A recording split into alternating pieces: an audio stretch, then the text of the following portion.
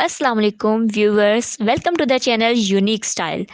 आज हम अपने टॉपिक को लेकर आए हैं जिसका नाम है एनीमिया और उसके रूट काजेस एंड ट्रीटमेंट।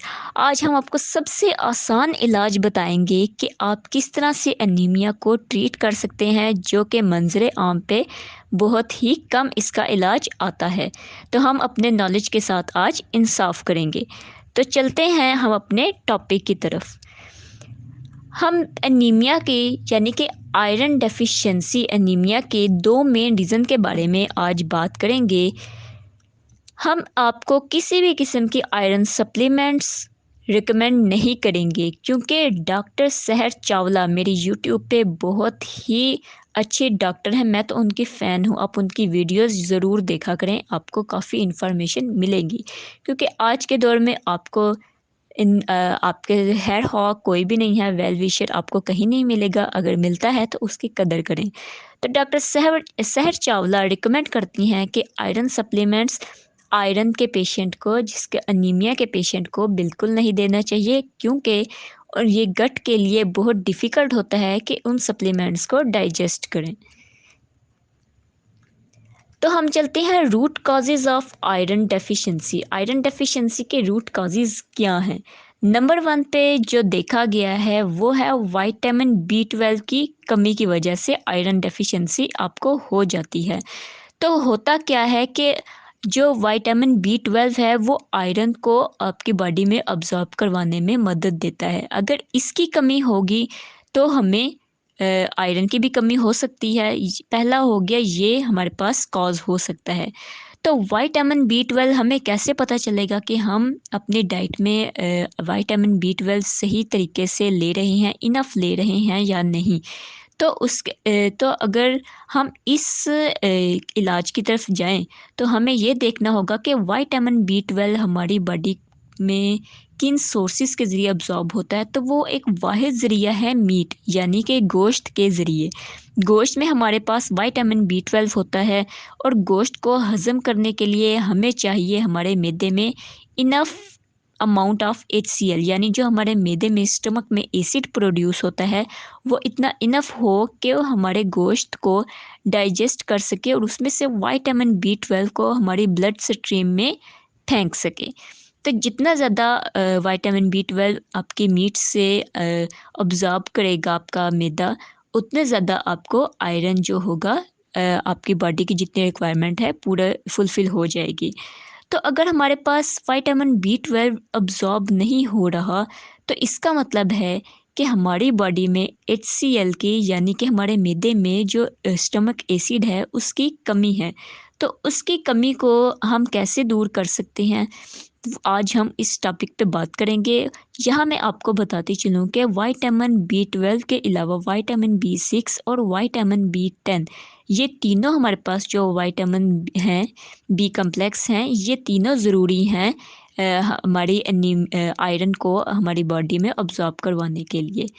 तो विटामिन बी 12 जो है अगर अब्ज़ॉर्ब नहीं होगा, हम बात कर रहे थे, तो आयरन भी नहीं बनेगा बॉडी में। तो आप इसके लिए आपको अक्सर डॉक्टर, बल्कि आजकल तो हर एक डॉक्टर जब भी आपको आयरन की कमी होगी तो आयरन सप्लीमेंट सजेस्ट कर देता है। खुदारा उसको बिल्कुल यूज़ ना करें। हम आपको सबसे आसान तरीका बताते हैं। तो आपको करना क्या है, विटामिन बी 12 की अब्ज़ॉर्प्शन अपनी बॉडी में, अपनी ब्लड स्ट्रीम में करवानी है। तो वो कब होगी, जब हमारे मैदे में HCl की मिकदार अच्छी मिकदार होगी, कि इतनी मिकदार के वो हमारे खाने को हज़म कर सके। तो उसके साथ में ये भी ज़रूरी है कि आपका जो मैदा है, आपका स्ट्रॉन्ग गट होना चाहिए, और HCl मैदे में इतना इनफ हो कि मीट को डाइजेस्ट कर सके।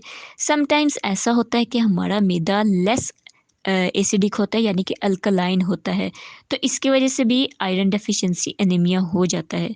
तो क्वेश्चन अराइज़ होता है कि how to increase stomach acid, stomach के यानी कि मैदे के एसिड को कैसे बढ़ाया जाए, यानी स्टमक के एनवायरनमेंट को एसिडिक कैसे किया जाए ताकि वो हमारा मीट को अच्छे से हज़म करवा सके। तो उसके लिए नंबर 1 पे हमारे पास आते हैं कि हम एप्पल साइडर विनेगर इस्तेमाल करें। उसका इस्तेमाल आप किस तरह करेंगे, अपने खाने से 30 मिनट पहले पानी के साथ या फिर कोकोनट वाटर के साथ आपने एप्पल साइडर विनेगर यानी कि 1 टीस्पून आपने 150 ml वाटर में लेना है और उसको खाने से आधे घंटे पहले पी जाना है।